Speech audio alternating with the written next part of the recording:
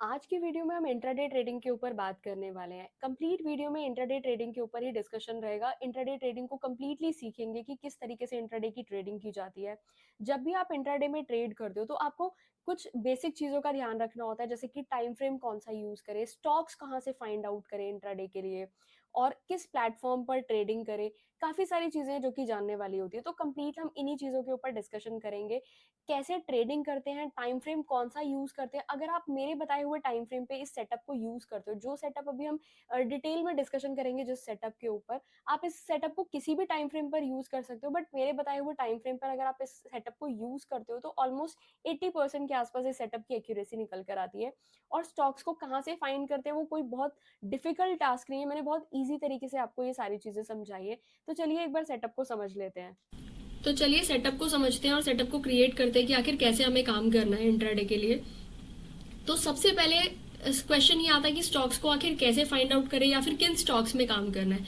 तो सबसे पहले आप यहाँ पर देख सकते हो निफ्टी 100 के मैंने यहाँ पर वॉच लिस्ट बनाई हुई है, मतलब निफ्टी 100 के मैंने स्टॉक्स लगाए हैं, टॉप 100 स्टॉक्स। उसके बाद जैसे ही हम यहाँ पर क्लिक करेंगे तो यहाँ पर हाई लो और लो हाई का ऑप्शन हमें नजर आ जाता है। आप कोई भी ब्रोकर यूज कर रहे हो, सब में आपको टॉप गेनर्स और टॉप लूजर्स इजीली फाइंड हो जाएंगे।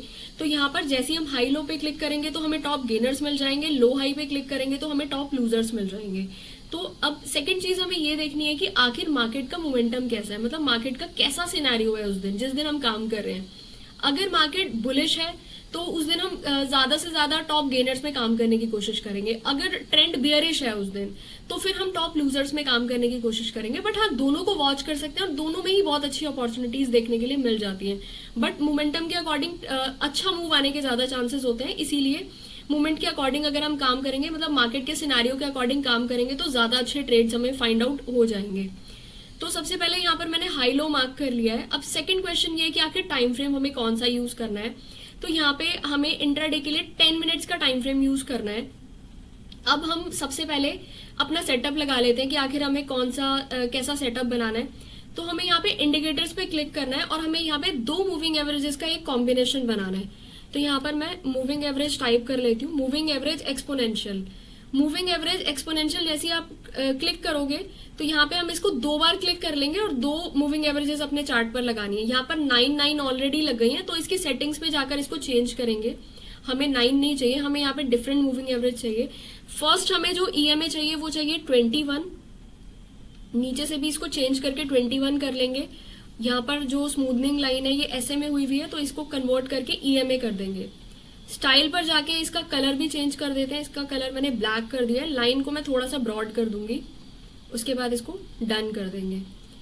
सेकंड जो ईएमए है उसकी भी सेटिंग को चेंज कर लेते हैं। यहाँ से सेकंड ईएमए जो हमें चाहिए वो चाहिए 50, तो यहाँ से मैं इसको 50 कर देती हूँ। अगेन नीचे भी इस पे जाके मैं 50 कर देती हूँ। एसएमए को चेंज करके मैंने ईएमए कर दिया। लाइन को भी थोड़ा सा ब्रॉड कर देती हूँ ताकि विजिबिलिटी थोड़ी सी अच्छी हो जाए। अभी ये डन है हमारे लिए, ठीक है। टाइम फ्रेम हमने 10 मिनट्स कर दिया है। अब हम चलते हैं अपने स्टॉक्स पे। तो सबसे पहले हम टॉप गेनर्स को लगा लेते हैं और फर्स्ट स्टॉक हमारा आ जाता है यूपीएल। यूपीएल को अपने चार्ट पर लगा लेते हैं। अब समझते हैं कि आखिर हमारा जो ये सेटअप है ये काम कैसे करता है। इसको मैं थोड़ा सा पीछे ले जाके आपको दिखाने की कोशिश करती हूँ। आप एक चीज यहाँ पर नोटिस करने की कोशिश करो कि जब भी रेड वाली लाइन ऊपर आ रही है और ब्लैक वाली लाइन नीचे आ रही है, मतलब कि जब दोनों ईएमए जो हमारी है वो डिसेंडिंग ऑर्डर में हो रही है, तो जो ट्रेंड है वो हमारा बियरिश हो रहा है। इसके अलावा जब यहाँ पे क्रॉस ओवर हुआ उसके बाद ब्लैक लाइन ऊपर आ गई, रेड लाइन नीचे है, मतलब जो ब्लैक वाली लाइन है 21 ईएमए है, 21 ईएमए ऊपर आ गई है और हमारी 50 ईएमए जब नीचे चली गई तो ट्रेंड जो है वो रिवर्स हो गया है, ठीक है। तो यहाँ से हमारा बुलिश मोमेंटम स्टार्ट हो गया, बुलिश सिनेरियो में यहाँ से नजर आने लगा है। तो इसका मतलब जो हमने अभी तक ये जाना कि जब दोनों लाइंस असेंडिंग ऑर्डर में होंगी, मतलब ब्लैक लाइन ऊपर होगी रेड लाइन नीचे होगी, तो उस टाइम पर हमें बुलिश सिनेरियो नजर आ रहा है। सेकंड, जब लाइंस जो है वो डिसेंडिंग ऑर्डर में हो रही है तो उस टाइम पर हमें बियरिश सिनेरियो नजर आ रहा है। ओके, तो अभी हमने सिर्फ ट्रेंड जाना है कि आखिर कौन सा ट्रेंड है, लाइंस के अकॉर्डिंग हम कैसा ट्रेंड को कैसे पहचानेंगे। अब सेकंड चीज ये है कि आखिर इसके अकॉर्डिंग हम काम कैसे करेंगे। तो फर्स्ट ही स्टॉक लगाते हैं यूपीएल को ही। यूपीएल में मैं आपको समझाने की कोशिश करती हूँ। क्या हमें फर्स्ट कैंडल पे ट्रेड करना है? बिल्कुल भी नहीं, हमें फर्स्ट कैंडल पे बिल्कुल ट्रेड नहीं करना। सबसे पहले तो मैं आपको यहाँ पर एक चीज क्लियर कर देती हूँ। सबसे पहले 15 मिनट्स का टाइम फ्रेम हम लगाते हैं, और 15 मिनट्स के टाइम फ्रेम में मैं आपको एक छोटी सी चीज यहाँ पे समझाने की कोशिश करती हूँ कि जब भी 15 मिनट की कोई कैंडल बनती है, 15 मिनट की कैंडल का जब भी आप हाई और लो मार्क करोगे, हाई भी मार्क कर दिया, लो भी मार्क कर दिया, जिस भी दिन पहली 15 मिनट की कैंडल का ना तो हाई ब्रेक हो और ना ही लो ब्रेक हो, उस दिन हमें कोई मूवमेंट उस स्टॉक में देखने के लिए नहीं मिलेगा। पूरा दिन वो स्टॉक साइडवेज ही घूमता रहेगा, मतलब उसके ऊपर प्रॉपर सस्टेन जब तक नहीं करेगा तब तक कोई बुलिश या बियरिश सिनेरियो हमें देखने के लिए नहीं मिलेगा स्टॉक में। ये चीज हमने जान ली, ये चीज हमें 15 मिनट के टाइम फ्रेम पे लगाकर देखनी है स्टॉक में। उसके बाद ट्रेड करने के लिए हम 10 मिनट के टाइम फ्रेम पर आ जाएंगे। अब हम यहां से देख सकते हैं कि प्राइस जो है यहां से ऊपर निकलने की कोशिश कर रहा है, लेकिन हमारी जो दोनों ईएमए है ये अभी भी हमारे अकॉर्डिंग नहीं काम कर रही है। मतलब कि रेड लाइन ऊपर है, ब्लैक लाइन नीचे है, तो यहाँ तो बेयरिश मोमेंटम होना चाहिए, बट स्टॉक फिर भी ऊपर जा रहा है। तो हमारे अकॉर्डिंग नहीं है तो फिर हम छोड़ देंगे, चाहे वो कितना भी ऊपर चला जाए। हमें सिर्फ और सिर्फ अपने सेटअप के अकॉर्डिंग काम करना है। तो उसके बाद यहाँ पर हमने देखा कि प्राइस ऊपर जाने के बाद एक बार नीचे आया है प्राइस इधर सपोर्ट लेने के लिए, तो यहीं से हमारा काम स्टार्ट होता है। जब प्राइस ऊपर निकल जाएगा उसके बाद जब वापस नीचे आएगा 21 ईएमए के पास, उस टाइम हमारा यहां से काम स्टार्ट होगा। जब 21 ईएमए के पास आएगा और एक ग्रीन कैंडल बनेगी इस 21 ईएमए को टच करती हुई, ग्रीन कैंडल 21 ईएमए को एक कैंडल ने टच किया और 21 ईएमए के ऊपर ही क्लोजिंग दिया, तो उस टाइम पर हम उसी कैंडल के हाई के ऊपर काम करेंगे।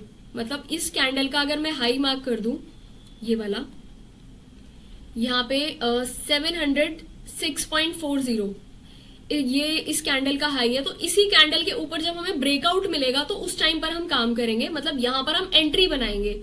हमारा एसएल कहां पर रहेगा, स्टॉप लॉस हमारा रहेगा इस कैंडल के नीचे। बट यहाँ पर देखो हम देख सकते हैं 50 और 20 में ना बहुत माइनर सा गैप है। जब बहुत माइनर गैप होता है तो कभी कभी क्या होता है, फ्लक्चुएशन में हमें 50 तक भी देखने के लिए मिल जाएगा लो। तो हमें क्या करना है कि 50 के नीचे अपने स्टॉप लॉस को मेंटेन करना है। अगर ये दोनों के बीच में गैप ज्यादा है तो उस टाइम पे जस्ट कैंडल के नीचे ही हम अपना स्टॉप लॉस रखेंगे। बट अगर दोनों के बीच में गैप थोड़ा सा कम है, क्योंकि बहुत बार एक ही तरीके से एसएल काम नहीं करता है, तो ये चीज मैंने बहुत बार नोटिस करी है। इस सेटअप को मैं काफी टाइम से यूज कर रही हूँ, इसलिए मैं आपको अपने एक्सपीरियंस से बता रही हूँ। क्योंकि बहुत बार ऐसा मैंने स्टॉप लॉस दिया है अपना, यहाँ पर मैंने यहाँ स्टॉप लॉस मेंटेन करके रखा था और मेरा 50 को टच करने में एसएल चला गया है। तो ये सब चीजें मैंने अपनी पास्ट एक्सपीरियंसेस से सीखी हैं। जब दोनों लाइंस बहुत पास आ जाएंगी तो हम 50 के नीचे एसएल को मेंटेन करेंगे, अदरवाइज हम कैंडल के नीचे अपना एसएल मेंटेन करके रखेंगे।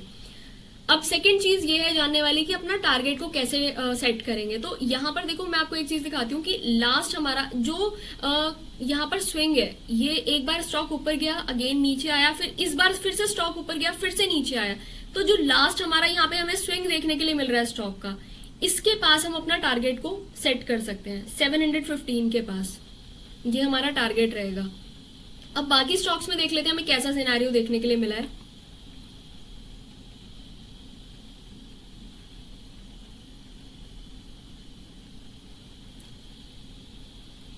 यहाँ पे देखो फर्स्ट कैंडल ने ही हमारा प्रॉपर सिनेरियो फुलफिल कर दिया। मतलब फर्स्ट कैंडल ने ही 21 ईएमए को टच किया और उसके ऊपर क्लोजिंग दी है, तो मतलब इसी के ऊपर हमारा ट्रेड इनिशिएट हो जाता है। और जो दोनों ईएमए हमें दिख रही है वो प्रॉपर एकदम बुलिश ही दिख रही है, क्योंकि 21 ऊपर है 50 नीचे, तो प्रॉपर बुलिश सिनेरियो है। यहाँ से देखो 4375 से हमें कितना हाई देखने के लिए मिला है, 4548 का। नेक्स्ट स्टॉक लगाकर देखते हैं टाटा स्टील। अब टाटा स्टील में देखो हम देख सकते हैं यहाँ पर मॉर्निंग में प्रॉपर बुलिश सिनेरियो नहीं था, बट नीचे आके स्टॉक ने 21 को टच नहीं किया और यहीं से वापस रिवर्सल हो गया। तो इस टाइम पर हम बिल्कुल भी एंट्री नहीं बनाएंगे, इस स्टॉक को हम प्रॉपर अवॉइड करेंगे। नेक्स्ट स्टॉक है मदरसन। मदरसन में भी हम देख सकते हैं कि यहाँ पर आकर इधर आके क्रॉसओवर हमें मिला है स्टॉक में, और ये वाली जो ग्रीन कैंडल है इसने 21 को टच किया और इसके ऊपर जैसे स्टॉक निकला उसके बाद हम यहाँ से एक बुलिश रैली को देख सकते हैं। 97 से स्टॉक निकलकर सीधा 98 पहुंच गया है। मुथूट फाइनेंस में भी ये वाली कैंडल हमें ब्रेकआउट कैंडल मिली है, 21 को टच करके कैंडल ऊपर निकली है, 2628 पे टच करके स्टॉक प्राइस 2667 का हाई लगाकर आया है। नेक्स्ट स्टॉक में हम देखते हैं JSW स्टील। ये सारे मैं आपको वो स्टॉक्स दिखा रही हूँ जिनमें आज हमें मोमेंटम देखने के लिए मिला है।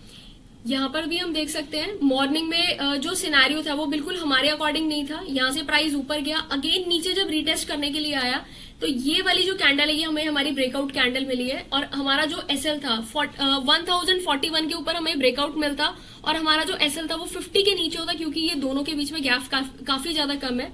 1038 के नीचे हमारा एसएल होता और हमें देखो कितना अच्छा जस्ट फोर्थ कैंडल ने हमें कितना बड़ा मोमेंटम दे दिया, 1058 का सीधा हाई लगा कर आया है स्टॉक।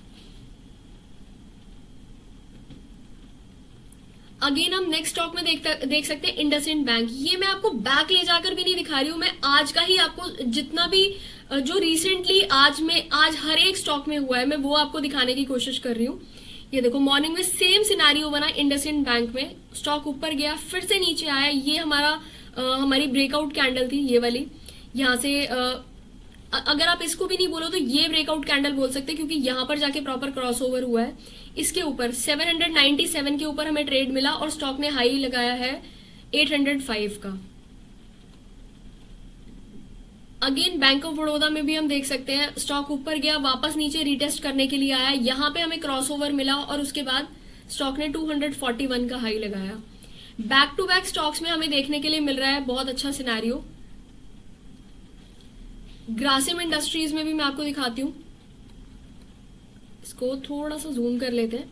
हाँ, फर्स्ट कैंडल काफी बड़ी कैंडल बनी है और अभी यहाँ पर हमारा क्रॉसओवर भी नहीं था, बट यहाँ पे क्रॉसओवर हुआ, उसके बाद स्टॉक नीचे आया और इस कैंडल के ऊपर हमें हमारा ब्रेकआउट देखने के लिए मिला। और जो चीज मैंने आपको बोला था कि कई बार स्टॉक जो है वो 50 को टच करके वापस रिवर्सल देता है, तो सेम चीज हम यहाँ पर भी देख सकते हैं। स्टॉक एक बार यहाँ पे ब्रेकआउट कैंडल के ऊपर मतलब ट्रेड यहाँ पर एक्टिव हो जाता है इस विक के पास ही, और उसके बाद नीचे यहाँ पर एक बार 50 को टच करने के लिए आया नीचे, सपोर्ट लेने के लिए 50 के पास, और यहाँ 2792 का स्टॉक ने हाई लगाया है। अब कुछ बेयरिश स्टॉक्स में भी देख लेते हैं कि हमें कैसा सिनेरियो देखने के लिए मिला। एक बार लो हाई पे जाते हैं और टॉप लूजर्स में देखने की कोशिश करते हैं। इसमें हमें कोई ट्रेड नहीं मिला एबीबी में। नेक्स्ट स्टॉक था टोरेंट फार्मा। इसमें देखते हैं कि आखिर कहाँ पे हमें यहाँ पर हम देख सकते हैं ये हमारी आज की फर्स्ट कैंडल थी और यही हमारी ब्रेकआउट कैंडल थी, क्योंकि यहाँ पर प्रॉपर सिनेरियो है, रेड लाइन ऊपर है, ब्लैक लाइन नीचे है, इसके नीचे ही हम ट्रेड को अपना प्लान कर सकते थे। और इसके जस्ट ऊपर हमारा एसएल मेंटेन होता, हमारा ट्रेड हमें 3653 के नीचे ट्रेड मिल गया और जस्ट जो तुरंत हमें विद इन सेकेंड्स हमें जो विद इन मिनट्स जो हमें पॉइंट्स देखने के लिए मिल जाते हैं वो 3614 का लो हमें देखने के लिए मिल जाता है और लास्ट में 3604 का स्टॉक ने लो लगाया है। पेज इंडस्ट्रीज में भी हम देख सकते हैं ये हमारी फर्स्ट कैंडल है, ठीक है, और यही हमें हमारी ब्रेकआउट कैंडल भी मिल गई है। और इसके नीचे ट्रेड था हमारा 46,885 पे, इसके ऊपर हमारा एसएल होता, क्योंकि इनके बीच में काफी ज्यादा गैप है। मैंने आपको जैसे कि बताया था जब गैप ज्यादा होगा तो कैंडल के ऊपर ही जस्ट हम अपना एसएल को मेंटेन करके रखेंगे, तो इसी के ऊपर हमारा स्टॉप लॉस होता और इसके नीचे हम ट्रेड को प्लान कर सकते थे। और स्टॉक ने आज 46,180 का लो लगाया है। इस स्ट्रैटेजी को डिफरेंट टाइम फ्रेम्स में भी हम यूज कर सकते हैं, बट अभी हम इंट्राडे की बात कर रहे हैं तो 10 मिनट्स का जो टाइम फ्रेम है वो मुझे काफी ज्यादा मतलब अच्छी एक्यूरेसी के साथ नजर आता है, इसीलिए मैंने आपको 10 मिनट्स के टाइम फ्रेम पे समझाने की कोशिश की है। मैं इसको डेली टाइम फ्रेम में भी यूज करती हूँ, बट डिफरेंट तरीके से यूज करती हूँ। स्विंग ट्रेडिंग के लिए यूज करती हूँ, पोजिशनल के लिए यूज करती हूँ, अलग अलग टाइम फ्रेम्स में। तो आप भी इसको अलग अलग टाइम फ्रेम्स में लगाकर वॉच जरूर कीजिएगा, देखिएगा कि कैसे ये काम करता है और इसको जरूर बैक टेस्टिंग कीजिएगा। Thank you so much guys for watching this video.